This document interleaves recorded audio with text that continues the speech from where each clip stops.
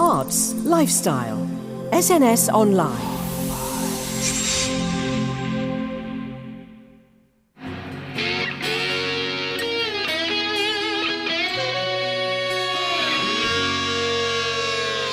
My mama told me when I was young, we're all born superstars.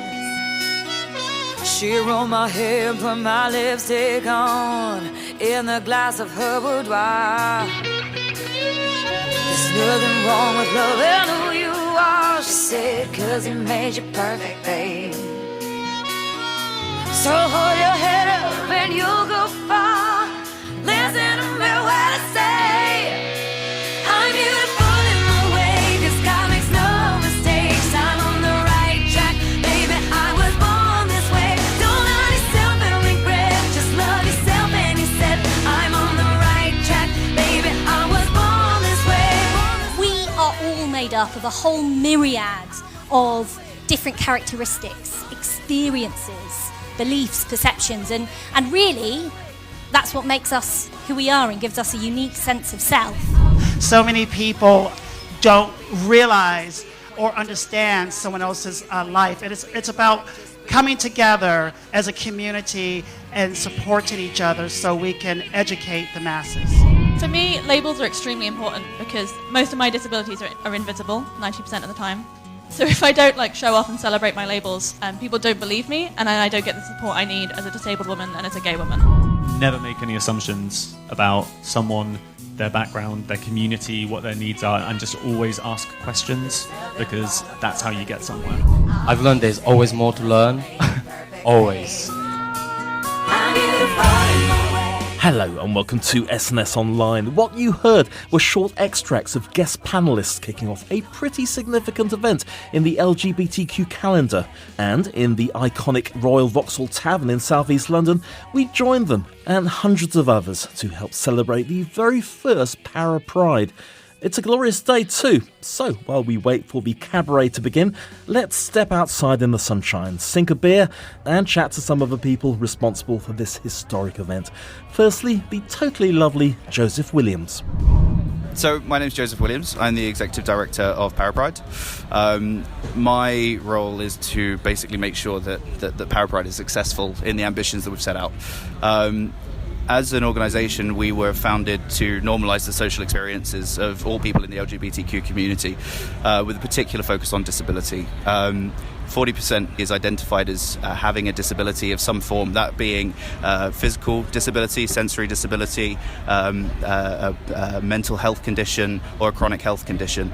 And for almost 50% of our community to have a compromised experience, given the opportunities that were socially available to them, just isn't fair. So one of the most important aims and ambitions for us is to make what is available to all members of our community equal. Our ambitions are very clear. We want to take ParaPride around the world.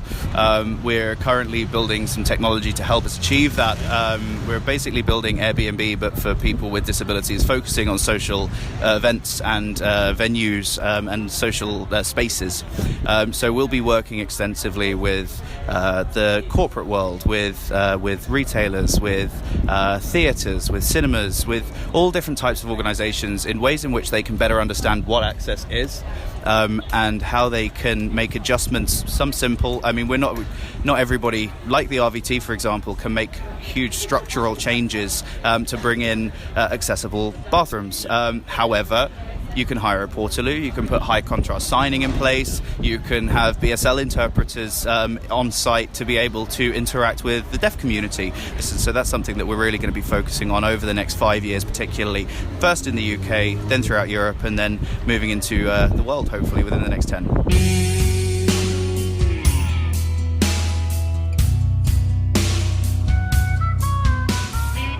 unfortunately, where most people think about access, they think about sticks and wheelchairs. And there is so much more provision and an opportunity for people to be thinking about the types of access that they can have at their venue. Maybe you don't have an accessible toilet, but you do have a space in your venue that could be sectioned off as a quiet zone for people with autism. You can bring in high contrast menus for people that are visually impaired. There's so much that can be done, and the education surrounding that is really what we want to focus on over the next year particularly. That's brilliant. And how do you feel it's gone so far today?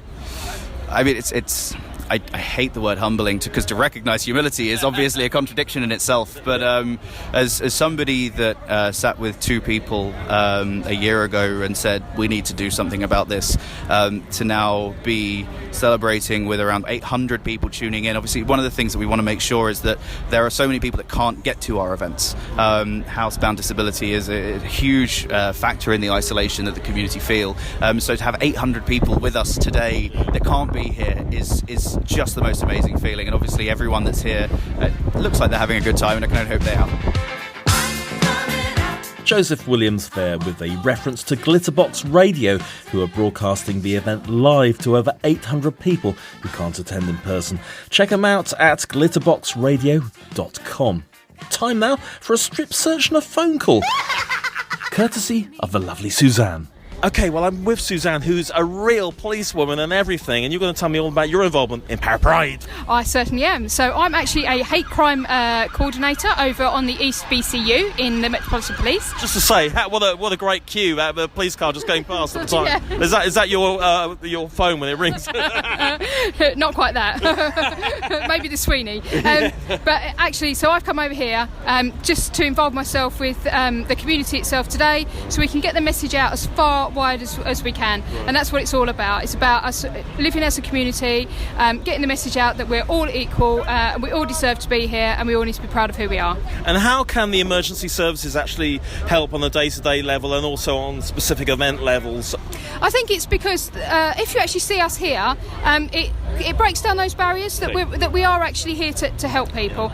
And I think the message of hate crime has probably not been as wide-spoken as we'd liked it to be. Hence why my role now is to get that message out as much as we can. National Hate Crime Awareness Week is coming up, so that's our cue to get out to the communities and just let them know that, if you can't talk to us, there's other organisations that you can talk to, and they will then third-party report to us, so we can make hate crime actually more recordable, so people actually know that it's going on and that we can treat it with the respect that it deserves. Because at the moment, not enough people are reporting it, so it doesn't look like we've got a major problem with it. Sure. Are there any other things you're involved with, not just the actual hate crime? So we do, I get involved with the LGBT plus community, faith communities as well, so it's getting the message out to the faith communities, because obviously there are difficulties within them, especially if they're LGBT plus members. They don't want to be ostracised, so it's about us, welcoming them into the community, because this is London. We're multicultural. Yes. Not only multicultural, we're all different, but we all are who we are, and we need to be that person and speak out.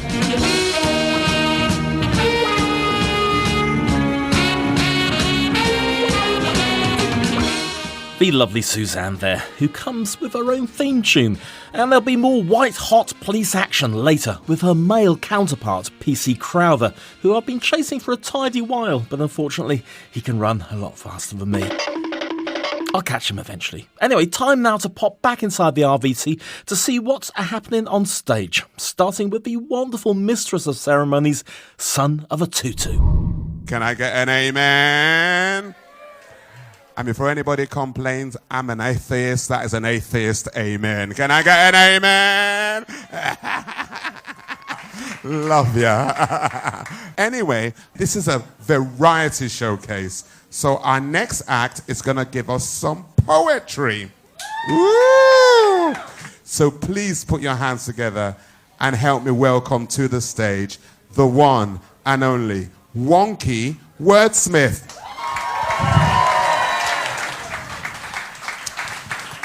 Circuses of antiquity treated freakery with cruelty. But unlike long ago, my solo freak show of modernity is respectfully about the beauty of deformity.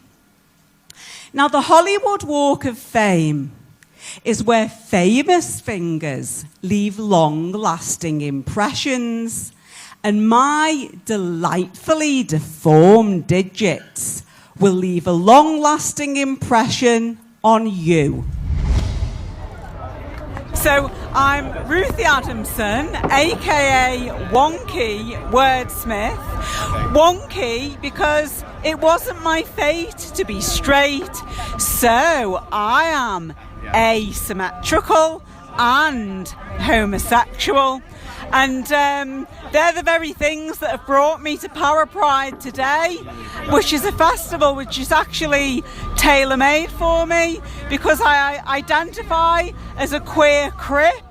I've reclaimed the name Crip. I don't understand that it is originally meant in a derogatory way, but to me I've reclaimed it and I'm empowered by it. And I'm a very proud member of the queer community and the Crip community. So for both of those communities to be brought together today, I'm in my element. Oh, that's brilliant. So how long have you been doing this act for? It started literally as a hobby for fun. It's still fun, but 3.5 years, and it's got a life of its own now. What other gigs have you done then? All around the country? Or?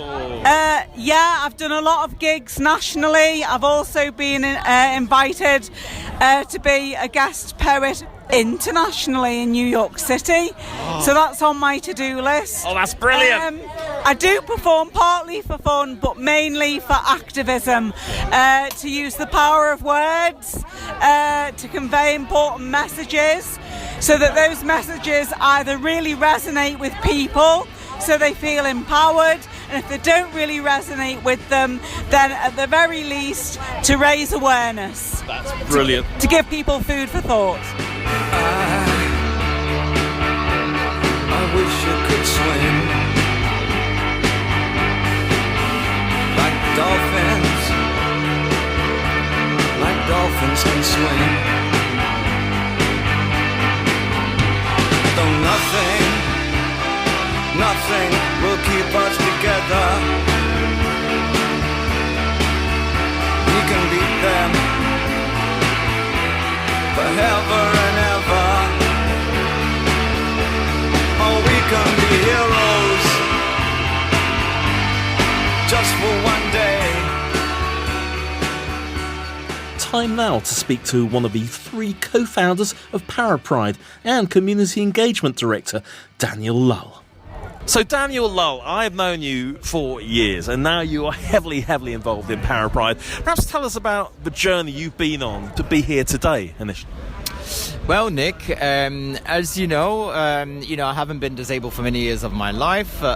4 years ago, up to that point in my life, I was leading a very regular life, active, working, having fun, traveling, and then pretty much out of the blue one night I fell ill. I was brought to hospital. I was diagnosed with meningococcal meningitis and septicemia, and from that moment onward, sadly, my life has changed completely. My life has never been the same since then.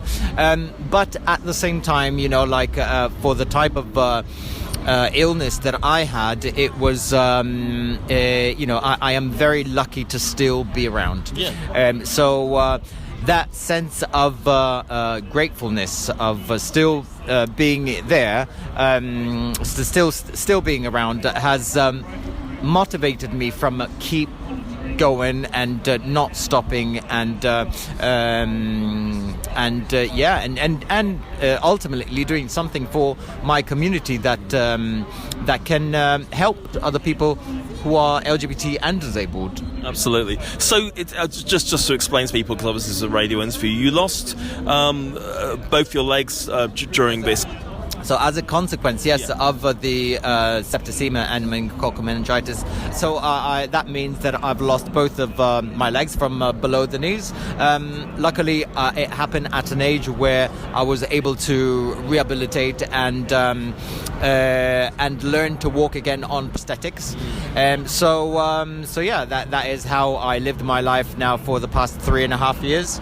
But since I have been disabled, I noticed that there was an evident need for more inclusive spaces and more inclusive venues for the disabled LGBT community. So, and was that something you noticed personally when you were trying to get into these venues, or? Definitely, yeah. Like, you know, my experience in the LGBT community, even before I become disabled, hasn't always been welcoming or warm environment to be in. So, you know, as when I did become disabled, the thought of being reintroduced to the LGBT community did sort of like raise some stress and some anxiety.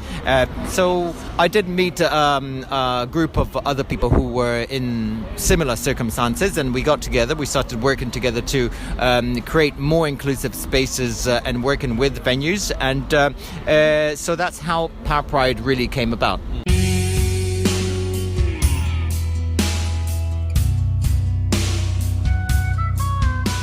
So every year, to mark the anniversary of what happened to me, I choose to do it in a very empowering way. So in previous years I have done triathlons, and this year, purely as a coincidence, that happens with ParaPride, because today is the anniversary of what happened to me 4 years ago.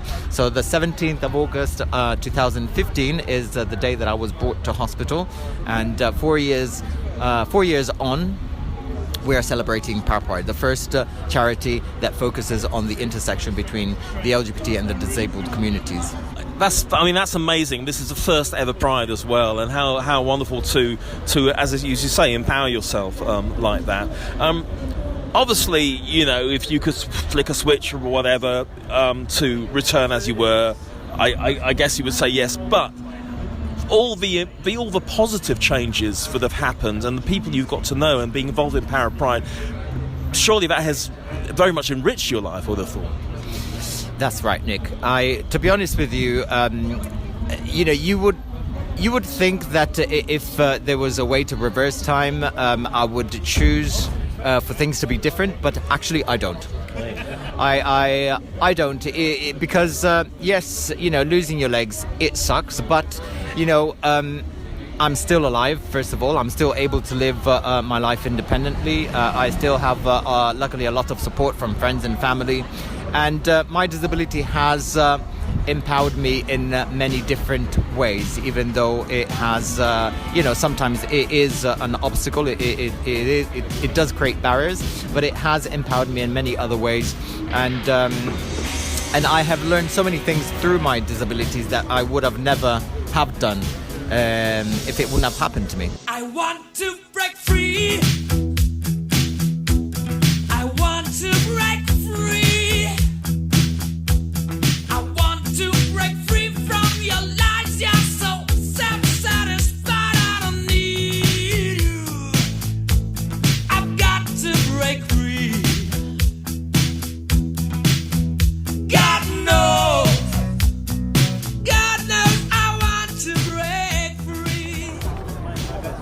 So Chris Jepson, international photographer for the LGBTQ community. How are you finding ParaPride? I think it's amazing. I was there at the launch a few months ago, and like the diversity of the people there, it's not just for people with access needs, it's like everybody and their friends and supporters. It's just brilliant. I mean, a cross-section of the whole society right here in the RVT. You almost got attacked by a wasp, but there's a swarm coming at us right now. So you must do all sorts of different events. I mean, tell us a little bit about your world, the world of photography and LGBTQ events. Well, I've lived in London 32 years, so I've done the gay scene in London for more than 25 years. So yeah, everything from Earl's Court when that was the happening place, through to Soho when that was the happening place, down to Vauxhall, and then back to East London. So every corner of London that's had an LGBT scene, I've been there and documented it. And have you had exhibitions and stuff like that, and books with all your pictures done? Not really. I mean, I kind of publish them under a brand called LondonClubland.com. If you want a manager, I just charge 10%. But I actually spoke to Peter Tatchell 2 weeks ago in Brighton Pride, and he did say you've probably got like the longest archive of any photographer in London, because I've photographed for 25 years, and I should do something with it, but I haven't decided what that is yet. I absolutely agree. You should do it. How are you finding today? Really good. The entertainment on stage is amazing this time. The launch was a bit more haphazard, but today they've really got it together. There's some great entertainment on stage. The crowd is really good inside the IVT, so there's loads of people, really diverse crowd again. And for a sunny afternoon to get everybody indoors is not an easy thing to do. And the venue's packed. It's brilliant. It's a really, really good day.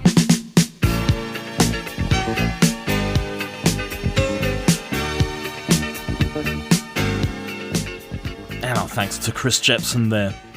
Now guess what's just happened? Go on, guess! I've only caught up with PC Crowther. It's a fair cop, Ossifer. So, PC Crowther, you are here at ParaPride, looking very resplendent in your proper police uniform. So you look like a real policeman. I hope I am a police officer. Yes, indeed. That's fantastic. So where do you feel this is going to evolve then? Because I think this is going to really take off. What, ParaPride? Yeah. Yeah, so I believe obviously this is the starting step to becoming something huge. Yeah. There's not a lot of representation in regards to people with disabilities in the LGBT community, so I think this is a great step forward. And I think obviously going forward in London Pride and obviously Brighton Pride and all the bigger prides in the UK, I think they can really sort of take this and plan something else with it, really. That's brilliant. How do you feel the emergency services can get more involved and do more on a sort of day-to-day basis with people with disabilities? So we do quite a lot anyway, to be fair. We've got the LGBT network within the Met, so we do a lot of events. I think all we can do as a force is really show our presence a lot more in the right events, show that we're there to support. That's about it, really. Keep striding along, That's brilliant. The community. And finally, can I have a strip search and a phone call? No. Thank you very much. Thank you very much.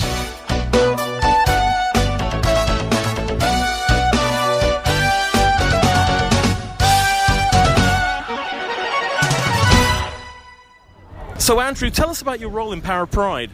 Well, I'm a trustee of ParaPride, so as it's quite a new organisation, it's just only been recently set up, and I was asked to be involved as I've been involved in the funding and charitable sector for about 20 years. So I've been involved in funding and working with all sorts of different parts of social change, and as a gay man myself, then when I heard about ParaPride, I thought it would be something very interesting to get involved in. And one of the things that I've learned sort of by being involved in this is just how so many disabled people who are LGBTQ don't really have the same access to whether it's venues or whether it's events. So you're talking about physical access? Part of it is physical access. I imagine there's obviously a wider issues. Because it can go very broad, to all the way to mental health issues. So there is physical access, but just there could be the logistics of going somewhere, or if you want to go out, how would you know that you're going to be accepted there? So I think that's a big thing for a lot of people. They might feel nervous to go somewhere, and they might be worried someone's going to criticise them or nobody's going to talk to them. So it's easy to say, well, somewhere, of course you can go wherever you like. And even if it is physically accessible, it might need a bit more. Someone might need a helper to go with them, or they might need other kind of support, or it might be some places are too noisy, so they need some quiet space. So there are so many different ways that you can adapt, and actually just by talking to people and finding out, you can adapt different events and venues, which at the moment they might say they're sort of open to everyone, but you actually have to make a little bit more effort on top of that. And what about people who might feel a little bit isolated? They have a disability, they want to get involved in the community, but they feel they're quite alone. Does your organisation link people to other people? Yeah, I think that's something we'll be starting to do. I guess you'd probably have like a core group of people who already go to events and are maybe quite well connected, and what we need to do is reach well beyond those existing people. So I think there'll be lots of people who'll be sitting on their own at home. Someone that I'd heard about the launch event we had said they hadn't been out for 10 or 15 years. So I think what we need to do is sort of all of us sort of make the effort to educate and to reach out beyond the usual suspects and encourage people to come and bring someone along, invite them along. And the great thing about something like ParaPride is it's accessible to everyone. So whoever you are, you're welcome here. and there's just a great chance for people to have fun, really. And what about funding? I mean, do you do lots of events to sort of make money? Because all this stuff costs money. Yeah, we just started, so at the moment we're really, I guess, what you'd call a community or voluntary organisation. So we're looking for kind of little bits of money ourselves to do things, but mostly when it comes to events, they're not put on with great costs. So it's more about we just try and cover the costs of an event through various sources of money. But over time, we'd be looking to scale up a bit. But I think we'd always want to recognise, we're not looking to run huge events, because part of it is about other events, so other gay prides or other events, working with them so that they become more accessible as well. Yeah. So it's not just doing things on our own. I think a lot of it would be working with others too. I think one of the things with this kind of issue is that perhaps sometimes people are a bit scared to talk about it, or it's something that's very foreign to them. But I mean, literally anyone can become involved and help. And part of it is just awareness raising, because it may be, for example, in a bar or something like that, maybe like nobody in a wheelchair goes in there. Maybe it's accessible, or maybe like you see someone in a wheelchair and you think, oh, I don't know whether I should talk to them or not, or I don't know what to say. And I always think, don't worry about what to say, just talk to someone and actually just ask them how they are and listen to them. You don't need to know all the right words and things, because if you say something wrong, people can just say, actually, I'd prefer you call me this or call me that. So it's really an opportunity for anyone to get involved and just learn a bit more about other people, actually. That's brilliant. Is ParaPride now a registered charity, or will it be? It will be. So we've just actually put our application into the Charity Commission. So hopefully in a few months' time we'll be there, and then we can also work on scaling up a bit more. That's brilliant. Thank you so much. First I was afraid, I was petrified, kept thinking I could never live without you by my side. But then I spent so many nights thinking how you did me wrong, and I grew strong, and I learned how to get along, and so you're back from outer space. I just walked in to find you here with that sad look upon your face. I'm Miss Sugar Cube. Yeah. I am the founder, one of the founders of ParaPride. So how did that happen? How did you all get together in the first place? I do a night for disabled queer and hair, LGBT disabled queer and hair, which is a night once a month. And we go from Vauxhall to 2 brewers. We wanted more people to come on, more venues to come on board, to hold these nights for us to actually promote, make awareness, and to be more inclusive. It's a game changer, to be quite honest. It's about time that this actually happened. It's been a long time coming, and it's nice to actually have this community where we can be together.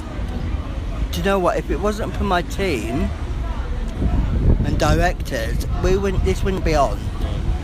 We've worked so hard this year for ParaPride.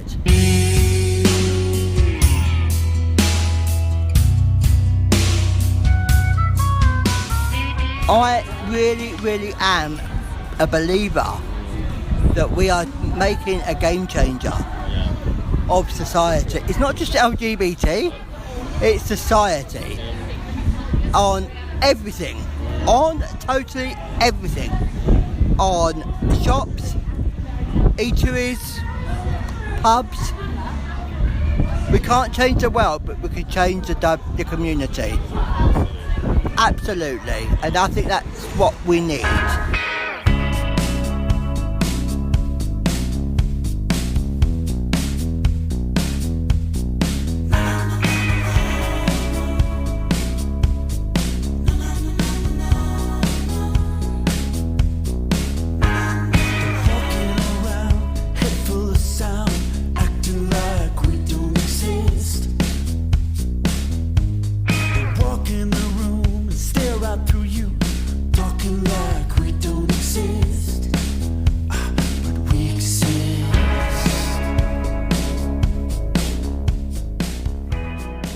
Do you think this is going to just explode in the next sort of 10 years? Well, I think it will. We do intend to expand, definitely. At the moment, ParaPride, the first year, will be focusing in London. But in the new years, it will be, in the next few years, we are planning to expand across the UK. So repeating what we're doing in London to other major cities like Birmingham. So would these be separate things happening at the same time, or would you have a number of different events? It will be a number of different events throughout the year, yes, yeah, definitely. In the next 10 years, I would like it to go international, total international, and be one of those platforms for disabled artists. That's the thing. You need to have the disabled artists to have somewhere to go where they feel safe, where they feel included, and where they see inclusion. I'm really looking forward to seeing how this materialises from today, and just seeing how it's going to grow from, and I'm sure it's going to grow strength to strength anyway. I think like Black Pride, give it like 5-10 years, it will be massive. Definitely. Which is so exciting. And this is the very first one, isn't it, today? Yes, it is. So I feel quite historic and a little bit hysteric after a couple of pints of it. It's about having allies. It's about having non-disabled people, the whole lot, the whole spectrum on board. Because if you don't, you're not going to get nowhere. And venues need to up their game and say, right, this is what needs to be done. And I think it's about time that this happens. That's brilliant. Listen, thank you so much. It's been a fantastic first ParaPride. I've loved it. You were fantastic. You look amazing. Thank you so much.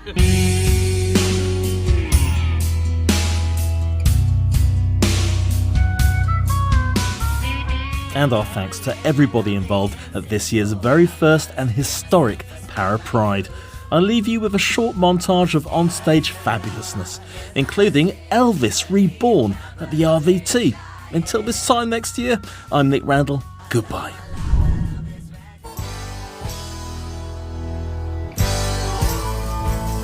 Well, since my baby left me, I found a new place to dwell. It's down at the end of Lonely Street. It's Heartbreak Motel. Well, baby, I've been so lonely, baby. I've been so lonely. I've been so lonely I could die. Anyway, I'm just going to put this magic wand away, and then I'll cue the person who's doing the magic in the box. This is Ruth, our sign language interpreter. Is that your name, Ruth? Right. I don't believe in disability, even though I have one. I just don't. That's why I'm here with Tim.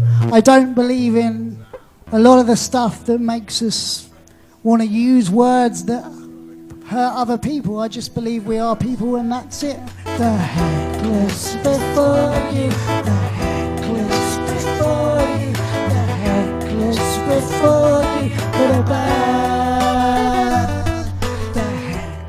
Thanks to the Disability Pride movement, there's been an immeasurably immense improvement in my mind, and inspired by each crip comrade, I am no longer afraid.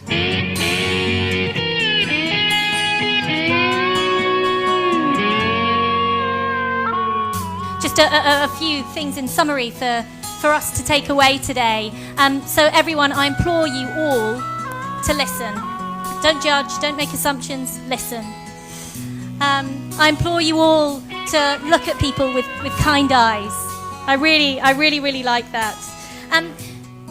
Be open to talking to people who are completely unlike yourself. You know, be prepared to get out of your comfort zone and have those conversations. And lastly, use your platform, whatever that be, to empower others. And hopefully we can all take that away with us today. Thank you so much, everyone. Okay, so my name is Satya Lahore, and my thing is Broadway. So have we got any Broadway fans in? When you're good to Mama, Mama.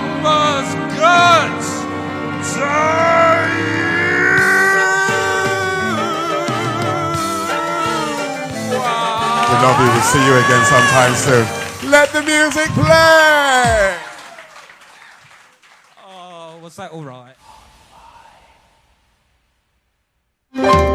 SNSonlineshow.com, your brand new one-stop shop for all things SNS.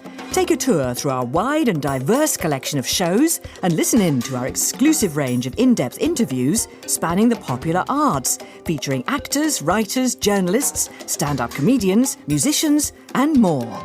You can also enjoy our shorter bite-sized series covering vibrant new theatre, television, and book releases. And with our arts lifestyle remit, you get to explore issue-based topics, including health, mental health, women's rights around the world, and LGBTQ.